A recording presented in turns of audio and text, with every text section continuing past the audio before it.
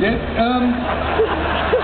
No, the onions. I meant the onions. Of course I did. I hope you can enjoy yourselves this evening. Every time we come here, they say we should have done 2 with you lot, so they don't quite do 2 each time we get here.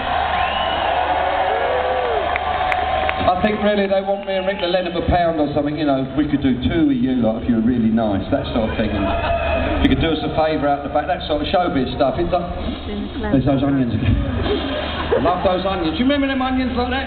Wow. You remember them? Yeah. I filmed it. Onions. I can't get it out of my head now. The idea of this gig is fantastic. We're doing the grounds of a beautiful castle, but we get the look of it and you look at us. There's something wrong with that deal somewhere, but never mind. This is a song that was written by Rick many, many moons ago. It's called, Don't Drive My Car.